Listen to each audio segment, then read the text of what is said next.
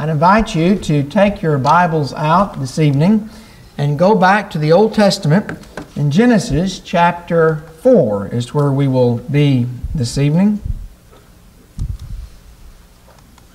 Now we're going. Genesis chapter 4.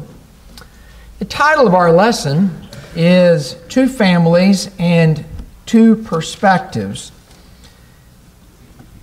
This is one of those lessons where I really wasn't sure what to title it, because it is a study of Genesis 4, 5, and 6 from the standpoint of two families and two perspectives, at least initially. What I want to do this evening is I want us to see for just a moment a little bit of an introduction. In Genesis chapter 4, in verses 1 through 16, we have what we are familiar with as the story of Cain and Abel, Adam and Eve's children. And you'll remember that in that story that Cain is angry with his brother Abel because the sacrifice that Cain had made was rejected, and the sacrifice or the offering that Abel had given was accepted. And God tries to head off the anger of Cain and head off what God knows is going to be the end result of that anger to no avail. So we find that Cain finally, in his anger, slays his brother Abel. The text then takes us to the family of Cain. And in Genesis chapter 4, in verses 17 through 24, we are given one of those places wherein most individuals kind of like to skip over, and that's the genealogies. So-and-so begets so-and-so, and so-and-so begets so-and-so. It's a little different in Genesis. And that generally in Genesis you get something like, and so-and-so lived for so many years, and then they had their first son, and then they lived another so many years having sons and daughters in that period of time. In Genesis 4, verses 17 through 24, we find that said about Cain. We find the family of Cain described to us, his son, his grandson, his great-grandson. But then we find that at the end of that chapter, we find that we are shown again that Adam has relations with his wife Eve, and another son, a son to replace Abel, is born, and his name is Seth. The descendants of Adam are given in chapter 5 of this next chapter, and that takes us all the way down. The descendants actually goes all the way down to the time of Noah. What I want to do this evening is I want us to notice that this text is describing for us two families. In Genesis chapter 4, verses 17 through 22, we have the family of Cain. We have his children, and initially we are given his children down to the 7th generation from Adam. And something is said about this particular individual, Lamech. Now it's interesting that when we go to Genesis chapter 5, we have a similar thing happening in Genesis chapter 5. We've been told that Adam and Eve have had another son, and that son is now Seth. And so now we follow the descendants of Seth, and we see what children Seth had and grandchildren and great-grandchildren that Seth had. And so these are the two families. I want to go to Genesis chapter 4, and some of these names we'll go over relatively quickly because that's not really important. But I want you to notice in Genesis chapter 4 and verse 17 that the text says, Cain had relations with his wife, and she conceived and gave birth to Enoch. And he built a city and called the name of the city Enoch, after the name of his son. Out of Enoch was born Irad, and Irad became the father of Mehujael, and Mehujael became the father of Methuselah, and Methuselah became the father of Lamech. Lamech took to himself two wives. The name of the one was Adah, and the name of the other was Zillah. Adah gave birth to Jabal, and he was the father of those who dwell in tents and have livestock. His brother's name was Jubal, and he was the father of all those who play the lyre and the pipe. As for Zillah, she also gave birth to Tubal-Cain, the forger of all implements of bronze and iron, and the sister of Tubal-Cain was Naamah. Lamech said to his wives, Adah and Zillah, listen to my voice, you wives of Lamech. Give heed to my speech. For I have killed a man for wounding me, and a boy for striking me. If Cain is avenged sevenfold, then Lamech will be avenged 77-fold. Adam had relations with his wife again and gave birth to a son and named him Seth. For she said, God has appointed to me another offering in place of Abel, for Cain killed him. To Seth, to him also a son was born. He called his name Enosh. Then men began to call upon the name of the Lord. It is interesting that in the Old Testament, when you begin to look at some of these names mean something in the Old Testament. Sons were named something because of something that was going on, something that the father hoped for, or for some other reason. Names were given for a reason. And it's interesting that when Cain has his son, that Cain names his son Enoch. Enoch has the meaning of dedication or the meaning of train. And it's interesting that when Cain has been cursed and said that he's going to roam, the very first thing that Cain does, who is supposed to be a wanderer and a roamer, is, well, I'm going to make sure that I dedicate something to my children, that I train my children. And so he builds a city. And what does he call that city? Almost as if it's a dedication. I'm going to call that city Enoch. That was his response.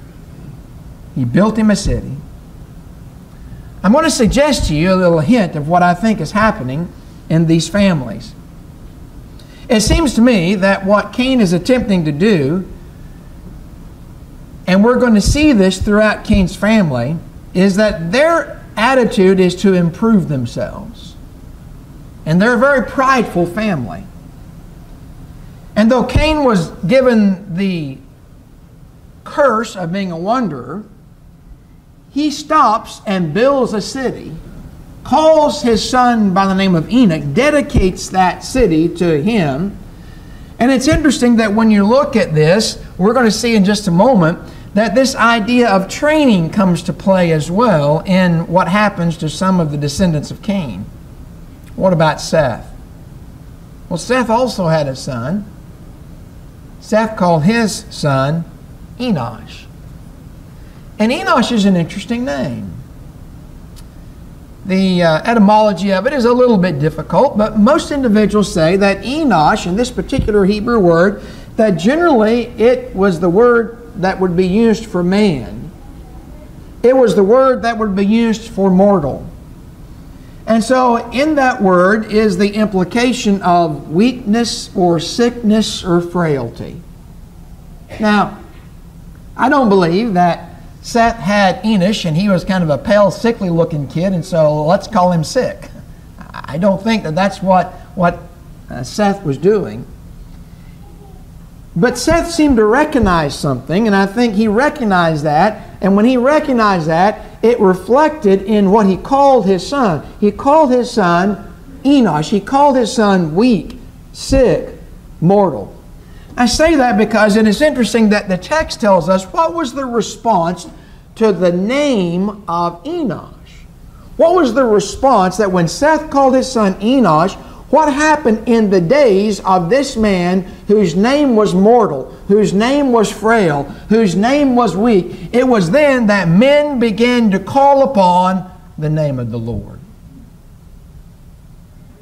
That perspective is very different from Cain's line. Cain's line, we're going to see, had a perspective of pride, a perspective of what can we do and what can we build and how can we make life good for ourselves here. And Seth's line was very different. As seen in the name that he gave his firstborn son, mortal, weak, frail. Mankind is mortal and weak and frail. And so what do we need to do? We can't depend upon ourselves. We have to call upon the name of the Lord, call upon the Eternal One. And Seth recognized that. Now it gets interesting when you look at what these two lines did. Go back to Genesis chapter 4, or earlier in chapter 4. And notice that when it says that Cain had relations, and that you have the seventh line from Adam, or from Cain, is Lamech. Lamech has two wives. I want you to notice how that a lot gets accomplished, physically gets accomplished in this generation. Look what happens. It is stated that, number one, they built a city for themselves. Cain did that for Enoch. And then you find that Lamech's children began to be the first. They began to figure out. They began to learn how to, we might say, they become the inventors of their generation. What do? Well, you see that because the text says, and they were the father of, the father of, the father of. Meaning they were the first ones to figure this out. They were the first ones to be able to accomplish this. What did they do? Well, when you look in verse 17, you have the city being built. When you look in verse 20, you have Jabal being born, and he was the father of those who dwell in tents and have livestock. Some have suggested that this was a lifestyle, a professional herdsman, if you will. Some have suggested that he learned and was able to invent the mobile dwelling place, or the tent, and learn how that one might be able to set up house and set this tent up in such a way that they could go out in the field and to stay with. He figured this out. He figured out how to do that. More impressive maybe than him is the fact that you have in verse 21, his brother Jubal became the father of all those who play the lyre and pipe. Now think about this. He invented music. He's the father of music. That's quite an accomplishment, isn't it? That he figured that out. But then when you look at their half-brother, I guess you would say, Tubal-Cain, what did he learn? Well, he learned how to be the forger of all implements of bronze and iron. Now think about how that would make life easier. Instead of finding a big rock, tying it to a stick, and we're going to call that our hoe. Finding a little bit different shaped rock, tying that to a stick, and that's our shovel. He learned how to forge metal. He learned how to melt it down and to form it in what would shapes and the things and the implements and the tools that they would need, so that they would be able to, in their life, made a little bit easier by virtue of the tools. You know, I was talking with somebody that and said, you know, there are some jobs that you just need the right tool for. And if you've got the right tool, the job is easy. But if you don't have the right tool, the job is difficult.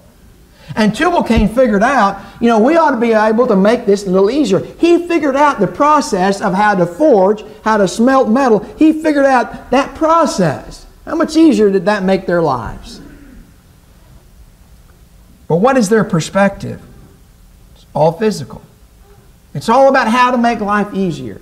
Learning how to be a professional herdsman, learning how to have mobile habitations and tents and being able to stay out with the flocks, learning how to entertain oneself, learning how to enjoy life by the sound of music, inventing that, learning how to make life easier by being able to forge metal and being able to make tools and make life easier for us.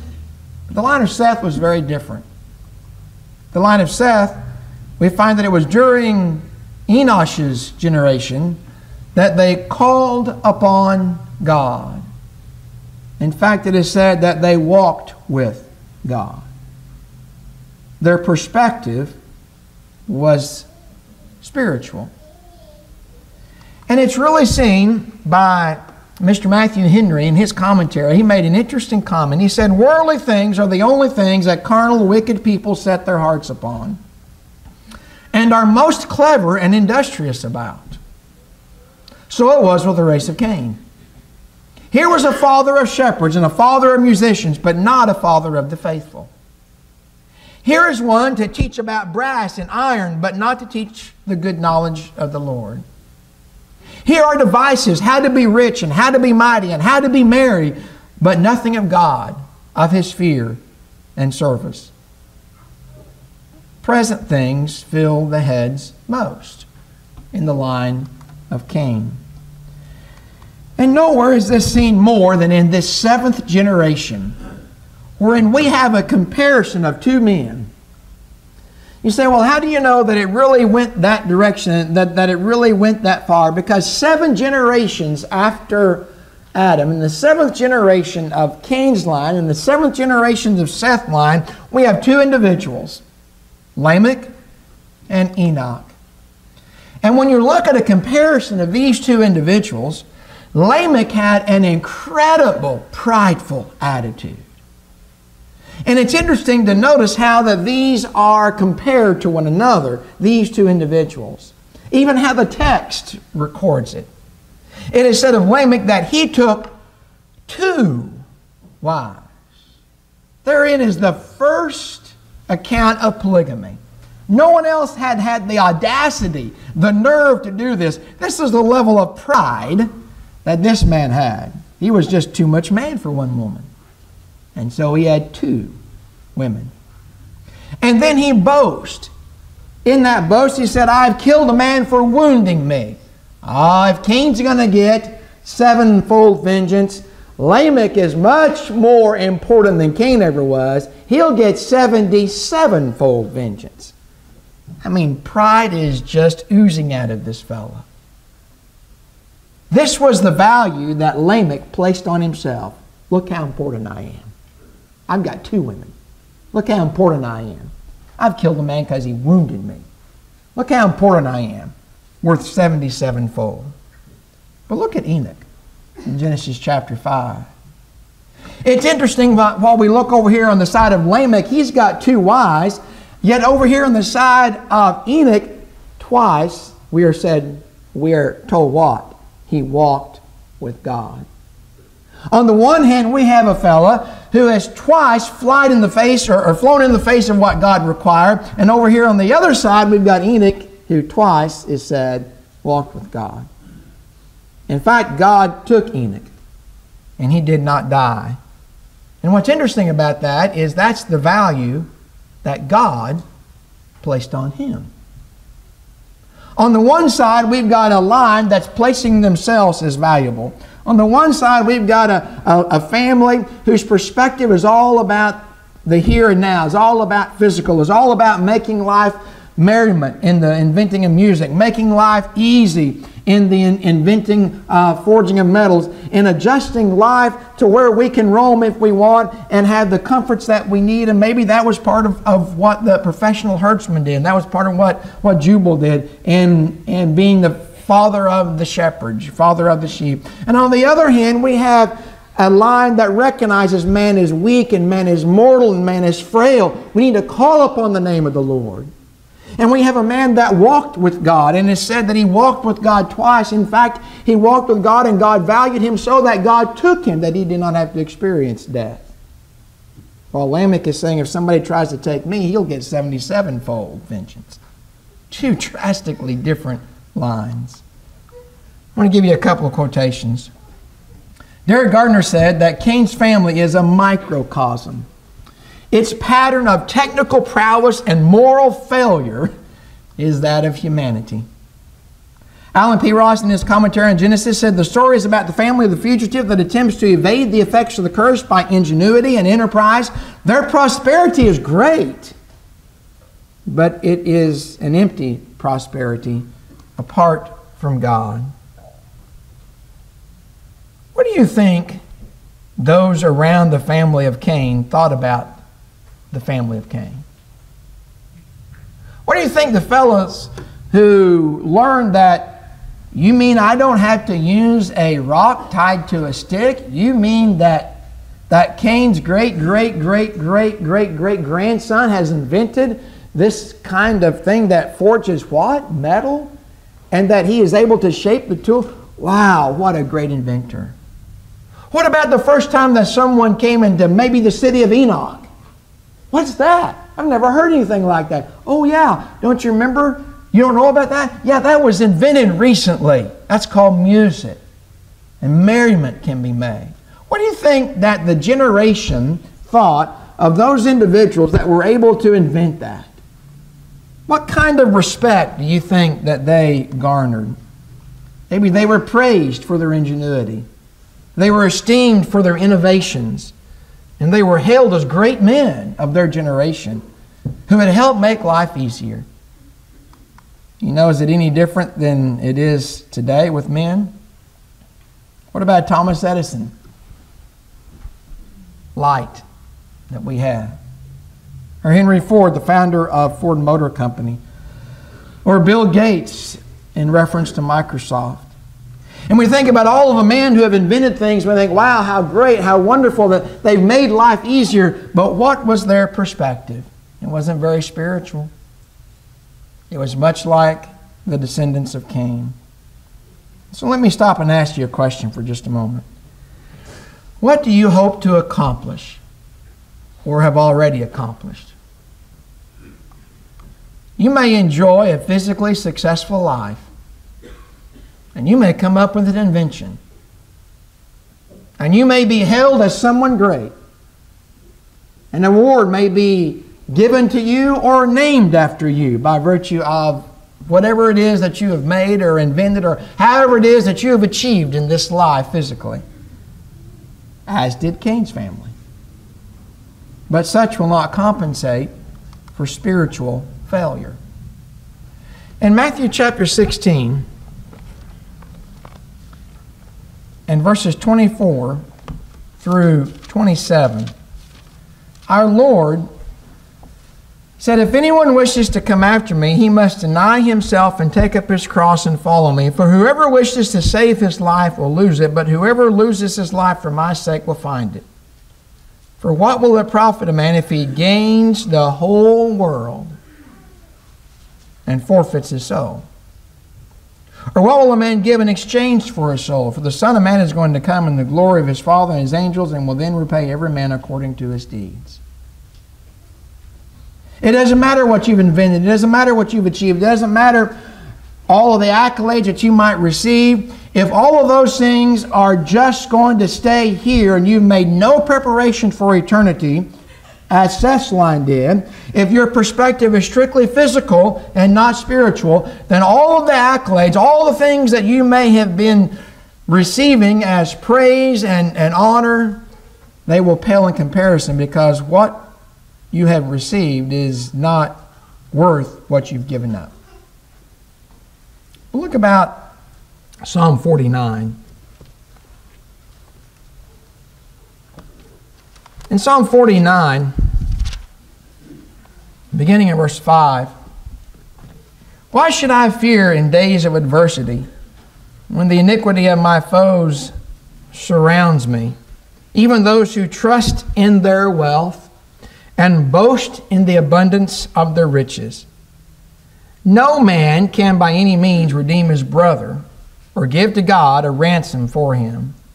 For the redemption of his soul is costly." Do you follow what's happening here in the text? Trust in wealth and riches, not enough to redeem the soul. More costly than that. And he should forever cease trying. Quit trying to gain the eternal by buying it with the physical. That he should live on eternally, that he should not undergo decay. For he sees that even wise men die, and the stupid and the senseless alike perish, and leave their wealth to others. Their inner thought is that their houses are forever, and their dwelling places to all generations. They have called their lands after their own names, but man in his pomp will not endure. He is like the beasts that perish. Doesn't that sound like the house of Cain? Their inner thoughts, now what do they think about all of this? Their inner thoughts are, our houses and what we built, that'll last forever. I've made a monument for myself here. Their dwelling places will be there for generations. Lands will be called after their names. You ever driven on a street name that's named after somebody and you said, I wonder who that was? Well, somebody named them.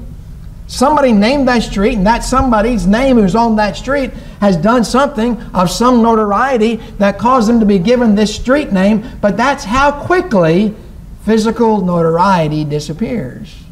Who is that? Well, I don't know. But you see, in the mind of those who think physically, they think, my name will be out there and it'll last forever. Verse 16. Do not be afraid when a man becomes rich, when the glory of his house is increased. For when he dies, he will carry nothing away. His glory will not descend after him. Though while he lives, he congratulates himself. And though men praise you when you do well for yourself, he shall go to the generation of his fathers, and they will never see the light. Man in his pomp, yet without understanding, is like the beast that perish. That's some sobering words, isn't it? To keep our minds on the right perspective. Even when men congratulate you and when men praise you, that doesn't mean that you are doing right. Don't you imagine they did that to the descendants of Cain? Don't you imagine they looked at these individuals who had created this and patted them on the back and praised them for having how they had made their life so much easier. And yet they were completely devoid of any spirituality. And so we have two families with two perspectives. But something changes. Because when we come to Genesis chapter 6, and we read in verses 1 through 8, it came about when men began to multiply on the face of the land, and daughters were born to them, that the sons of God saw the daughters of men were beautiful, and they took wives for themselves, whomever they chose. Then the Lord said, My spirit shall not strive with man forever, because he also is flesh. Nevertheless, his days shall be 120 years. The Nephilim were on the earth in those days, and also afterward, when the sons of God came into the daughters of men, they bore children to them. Those were the mighty men who were of old, men of renown. Then the Lord saw that the wickedness of man was great on the earth, and that every intent of the thoughts of his heart was only evil continually. The Lord was sorry that he had made man on the earth, and he was grieved in his heart. And the Lord said, I will blot out man whom I have created from the face of the land, from man to animals to creeping things and to birds of the sky, for I am sorry that I have made them.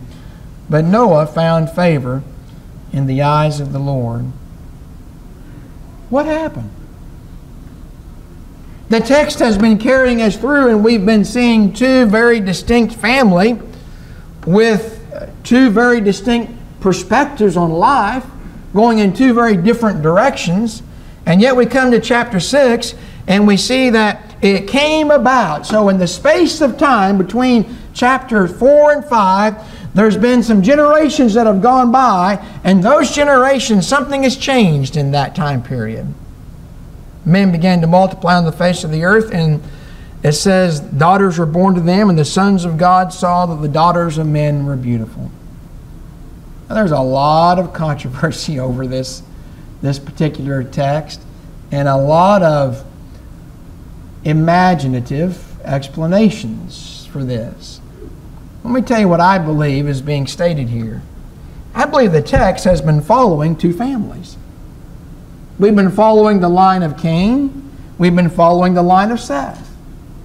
And the text has told us that one line had a very distinct perspective on life, and the other line had an equally different and distinctive perspective on life. But something happened.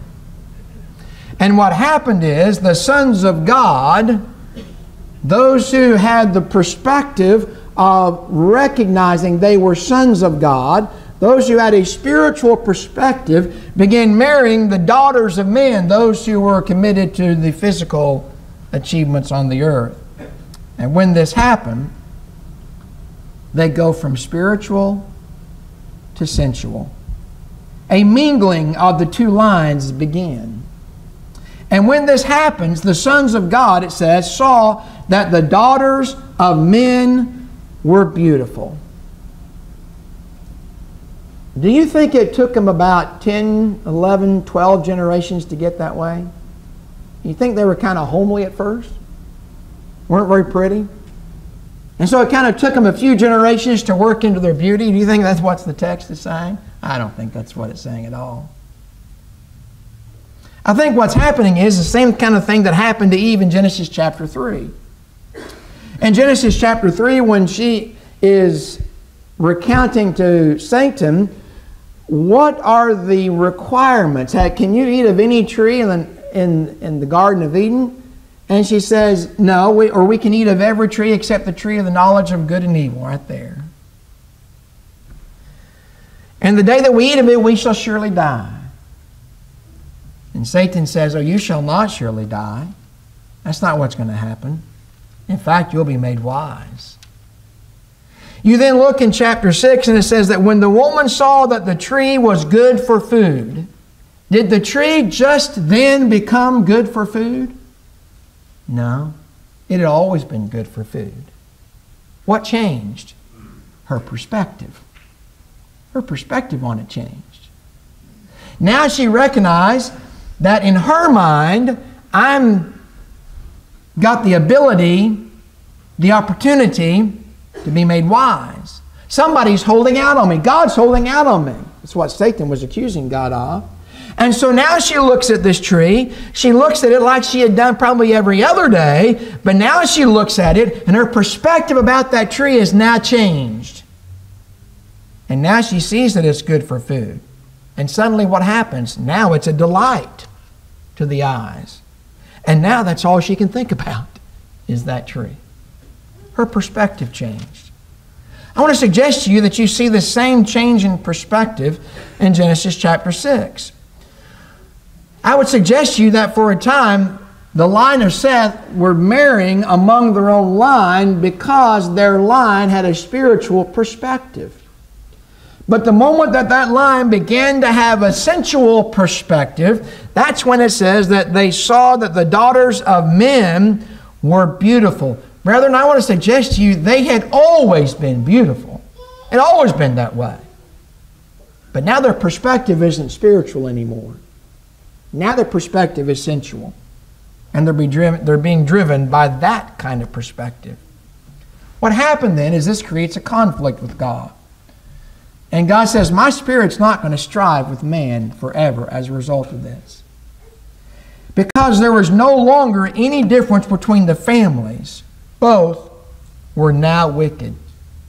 We sometimes read through the text in Genesis chapter 6, and I don't think that we appreciate verse 12. Because up into verse 6, or up into chapter 6, we have been looking at two different families. And so it's not surprising that we see the family of Cain going off and being concerned about the physical things.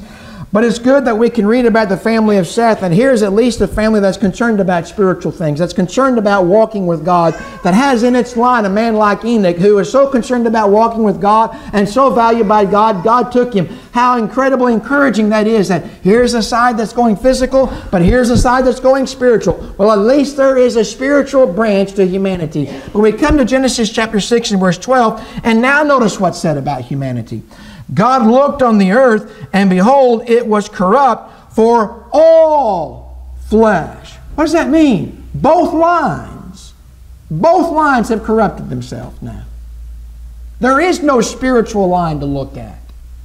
The spiritual line of Seth has corrupted itself by intermarrying with the sensual line of Cain, and now they've all been corrupted.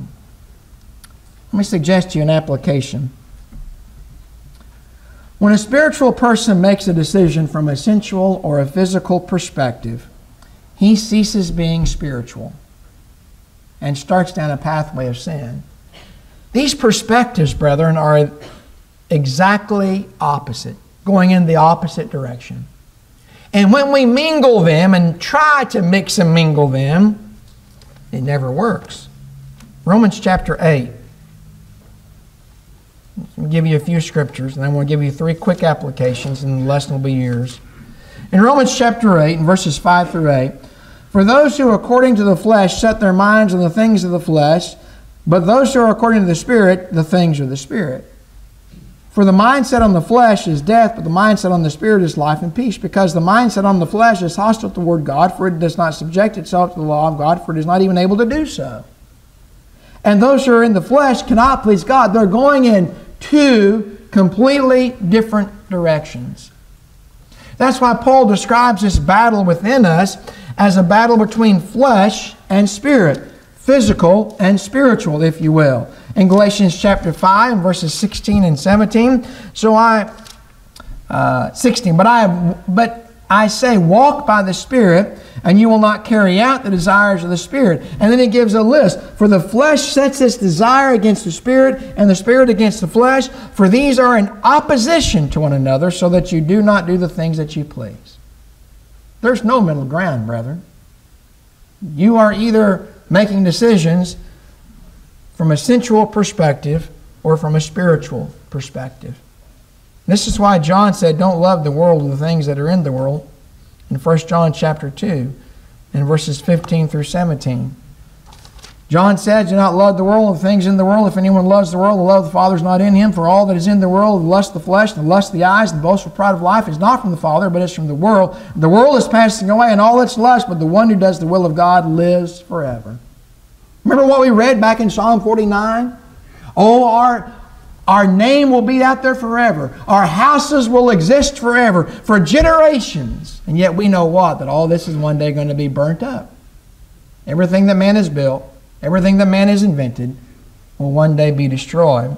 And only that which is spiritual and eternal will remain.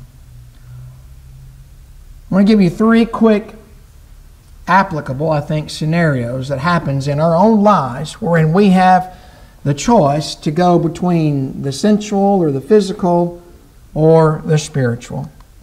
The first thing I want to suggest to you, I'm going to kill that gnat yet. First thing I want to suggest to you is the selecting of a mate. You have a choice, young people. You can select one that is spiritual, or you can use sensual perspectives, physical attributes. One of the great examples of that, I think, is Samson. Samson comes back to his parents, and he wants a Philistine woman. What in the world did an Israelite, what in the world would an Israelite, why in the world would an Israelite even be looking at a Philistine? Well, Samson tells us. In fact, when his parents question him, why are you looking among the daughters of the Philistines? He says, well, she looks good to me. Get her for me. Is that how you're going to judge whether or not the one that you're dating, the one that you're looking at, the one that you're interested in, the one that you're infatuated in, is that how you're going to determine whether or not you're going to continue in a relationship? Because they look good to me. Well, it didn't pan out so well for Samson. How about having a spiritual perspective? How about following the line of Seth? How about looking at the worthy woman in Proverbs chapter 31 and verses 10 through 31? And we're not going to take the time to read that entire text. But I do want you to go over there because there are a couple of verses that I want to single out. In Proverbs chapter 31 and verse 10, we are told, an excellent wife, who can find her? For her worth is far above jewels.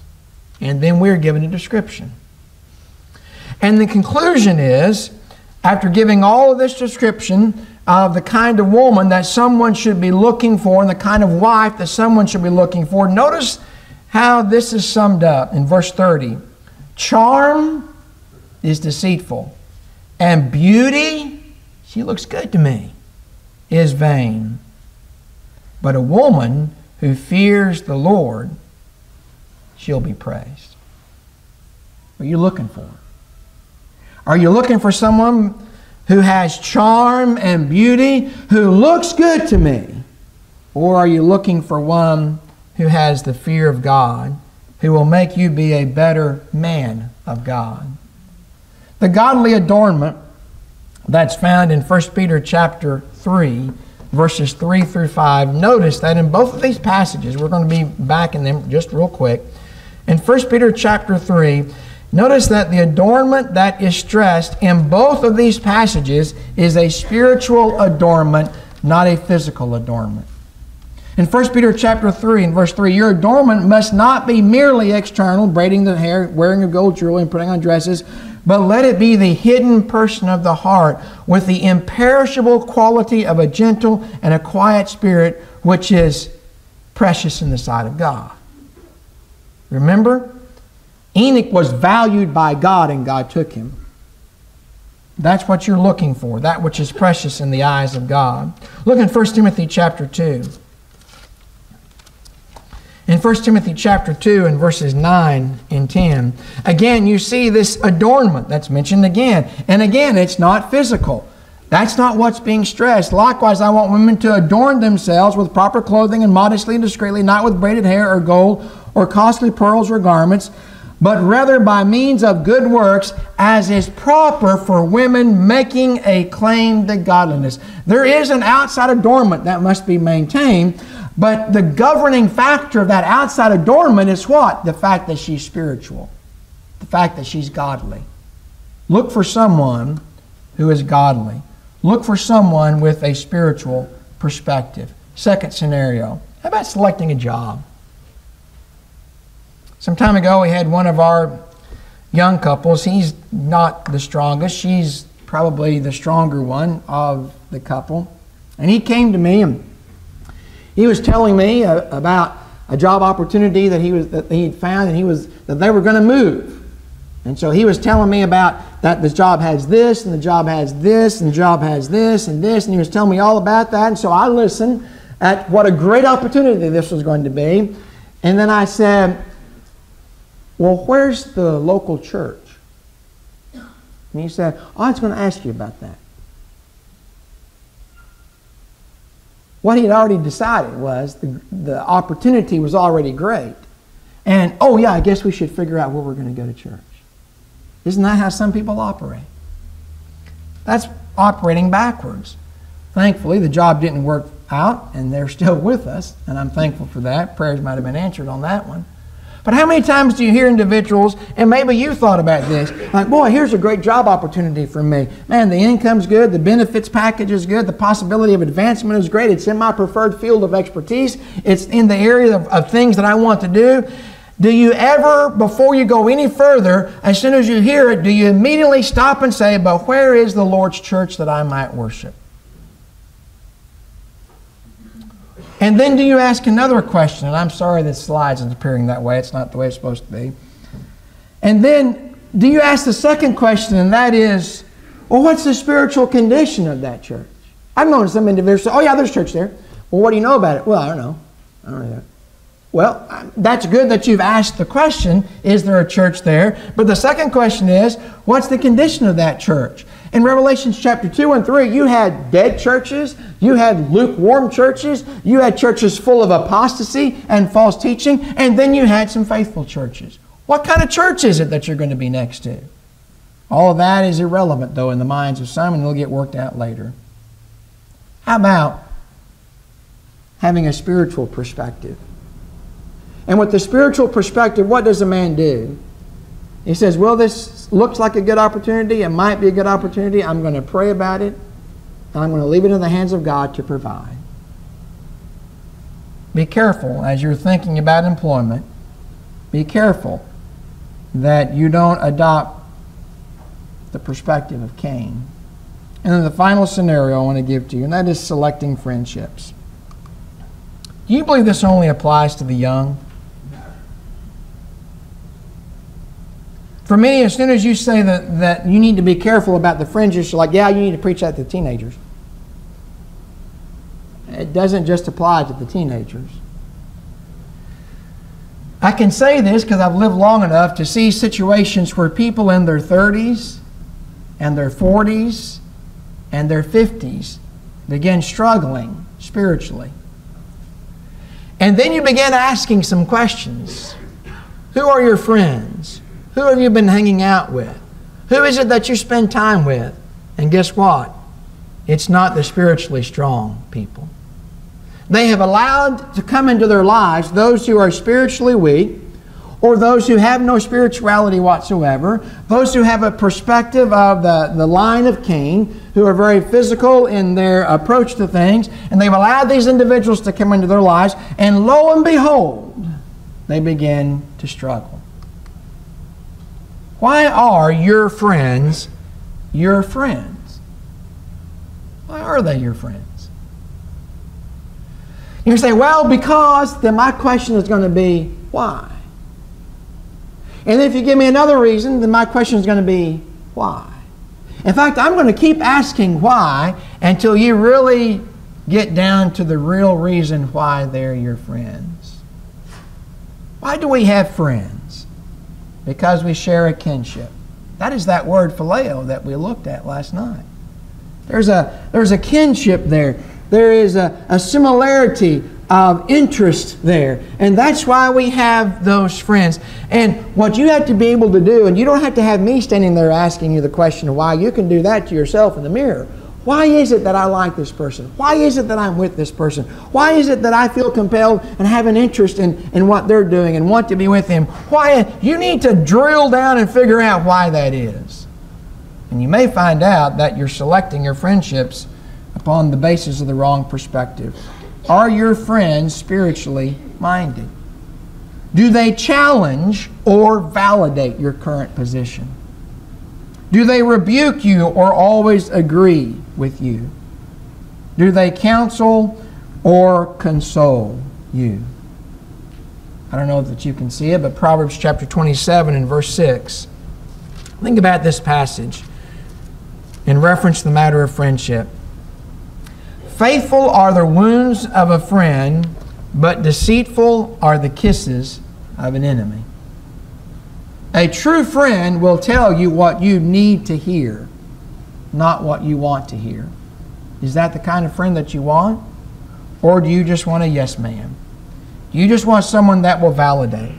Or do you want someone that will challenge you in what you're doing and the direction that your life is? Someone that will even come and rebuke you? Someone that will counsel you? Or do you just want someone to validate, agree, and console you? What kind of friend do you want? You see, your friendships have an impact on the person that you will be. Look in Proverbs chapter 22, verses 24 through 25. Do not associate with a man given to anger, or go with a hot-tempered man. Why is that a problem? What does verse 25 say? Or you will learn his ways. You'll start acting like him. Isn't that kind of what 1 Corinthians 15 and verse 33 says? Evil company corrupts good habits. And what's interesting about that passage is that it's in a text in which it's not a text of Christians against the world. It's in a text of a local church where some in that local church were teaching there is no such thing as the resurrection. And Paul says the principle of be careful who you associate with, even if they call themselves Christians, will have an impact on you.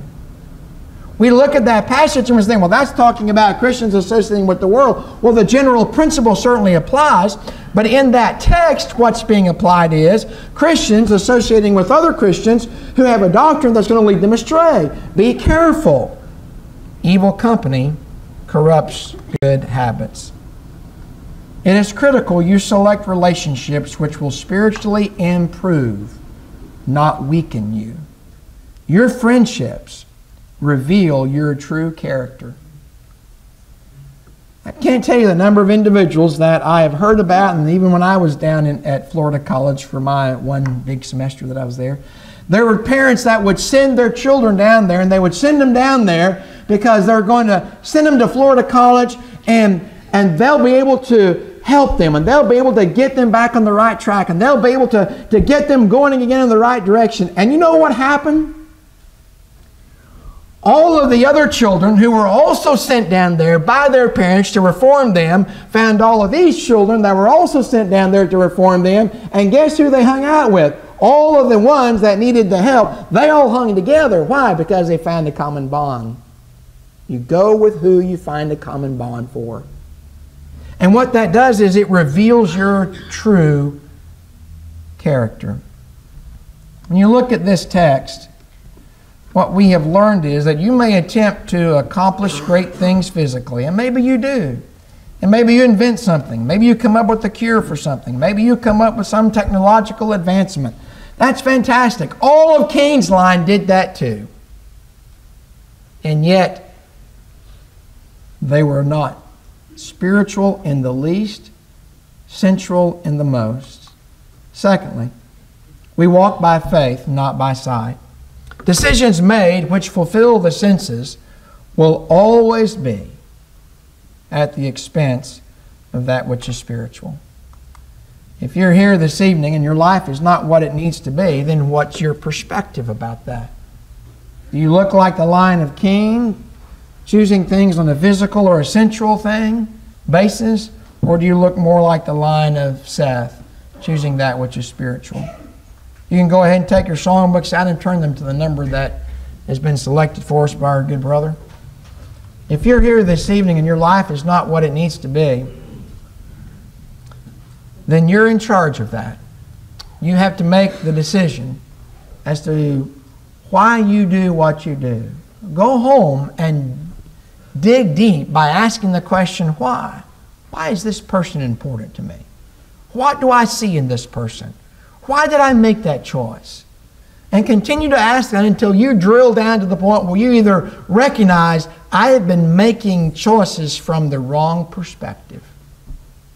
If that's the case and you've already figured that out and you would like the prayers of the congregation here, we'd be happy to pray for you, encourage you to be stronger. If you're here and you're not a child of God, you need to believe that Jesus is the Son of the living God. You need to repent, you need to confess, and you need to be baptized. Whatever we can do, come forward. And together we stand and while we sing.